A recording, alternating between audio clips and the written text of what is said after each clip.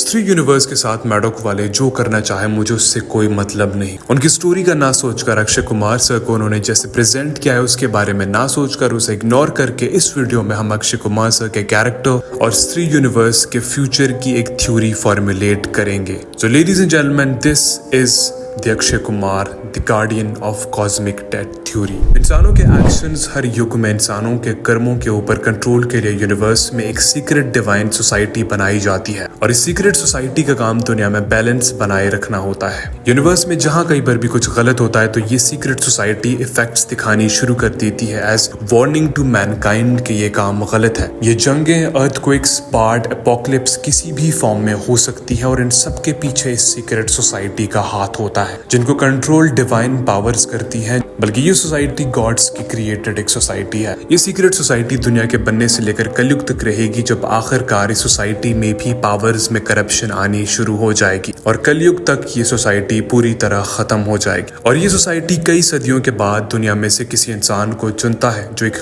Cosmic balance का keeper guardian बन जाता है, जो इंसानों को ऑब्जर्व करता है और जब उसे लगेगा कि कुछ गलत हो रहा है और बहुत गलत हो रहा है और यूनिवर्स में एक इम्बैलेंस क्रिएट हो रहा है तो वो कीपर गार्डियन कभी अर्थक्वेक से, कभी फ्लड से, कभी वॉर से और कभी वायरल डिजीजेस से किसी न किसी तरीके से इंसान को सबक सिखाने की कोशिश करेगा। Akshay Kumar character was once a human जो दुनिया में एक पावरफुल मिस्टिक फिगर था, लेकिन फिर दुनिया के इम्बैलेंस को ऑब्जर्व करने के लिए उनको गार्डियन या कीपर बना दिया जाता है इस कॉस्मिक सीक्रेट सोसाइटी का। जैसे टाइम गुजरता जाता है तो वो एक इंसान से एक बॉडीलेस पावर बन जाता है जो टाइम और स्पेस के बियॉन्ड भी एग्जिस्ट कर सकती है। अब उनके उस सीक्रेट सोसाइटी के पैक्ट के साथ जो उन्हें एक गार्डियन या एक कीपर बनाती है उसके तहत डायरेक्टली वो लोगों को सजा नहीं दे सकते, लेकिन अगर कई सालों के बाद या कई युगों के बाद उनको लगा कि अब दुनिया में बुराई बढ़ चुकी है तो वो किसी न किसी चीज को मीडियम बनाकर कोई रियलिटी क्रिएट करके इंसानों को सजा देते हैं ताकि कॉस्मिक बैलेंस बना रहे।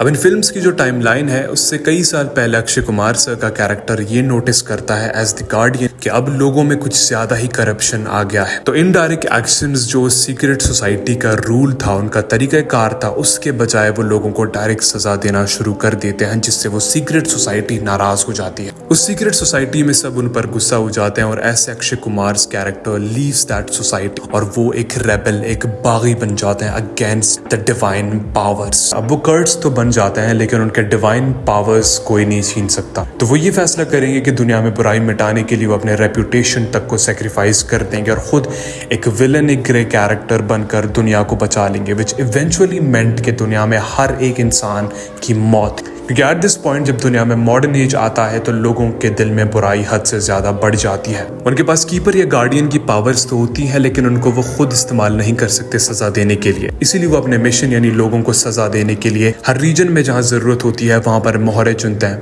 या फिर मैं कहूं कि मोहरे खुद बनाते हैं। आपको क्या लगा कि स्त्री या सरकटा ऐसे ही आ गए या भास्कर ऐसे ही भेड़िया बन गया? इन सब के पीछे अक्षय कुमार के उस पावरफुल कैरेक्टर का हाथ था जो कोई भी रियलिटी क्रिएट कर सकता है और कैसी भी रियलिटी चेंज कर सकता है। वही था जिसने स्त्री को बनाया था कि वो उसी के थ्रू डिसरिस्पेक्ट ऑफ वुमेन, जो एक कॉस्मिक मोरल इम्बैलेंस है, उसका सबक लोगों को दे सके। वही था जिसने भास्कर को भेड़िया बनाया ताकि लोगों को जंगल काटने के ऊपर सजा दी जा सके। बल्कि दुनिया में जितने भी फोक स्टोरीज हैं वो सब एक रियलिटी है जो इसी ने बनाई है, इंसानों के किसी न किसी कॉस्मिक इम्बैलेंस के जवाब में और उनको सजा देने के मकसद के लिए। ही इज लाइक थैनोस जो पीछे बैठकर सब कुछ देख रहा है और रियलिटी को अपने तरह से मैनिपुलेट कर रहा है ताकि वो अपने मिशंस को पूरा कर सके। अभी तक इस यूनिवर्स में एक भी ऐसा कैरेक्टर नहीं आया जो इससे ज्यादा पावरफुल हो भी नहीं सकता, क्योंकि ये वही है जिसने इन सबको बनाया है, जो उनके पावर्स तक को कंट्रोल और डिसाइड करता है। आप सिर्फ इन फिल्म्स की ऊपरी कहानी देख रहे हैं लेकिन जो अल्टीमेट कांड है वो ये बंदा पीछे बैठ के कर रहा है। अब अगर स्त्री, भेड़िया या आयुष्मान खुराना का वैम्पायर वाला कैरेक्टर इनको रोकने की कोशिश भी करता है, ये ऐसे होगा जैसे they're fighting their own god. This character is not good, not bad. उसके इंटेंशंस ठीक हैं लेकिन उसका तरीका हार्श है। अब ये जो ट्विस्ट है कि Akshay Kumar sir character is not evil in the traditional sense, बल्कि इस युग में बुराइयों के जवाब में वो लोगों को सबक सिखाना चाहता है, स्टिल ये एक कॉन्फ्लिक्ट बन जाता है कि हमारे जो मेन कैरेक्टर्स हैं फिर क्या इसका साथ देंगे और दुनिया को खत्म होने देंगे या फिर उसको रोकेंगे और कॉस्मिक केओस कॉज करेंगे। बाकी आप क्या सोचते हैं इसके बारे में कमेंट सेक्शन में बताइए। बाकी वीडियोस चेकआउट जरूर करिए एंड पीस आउट।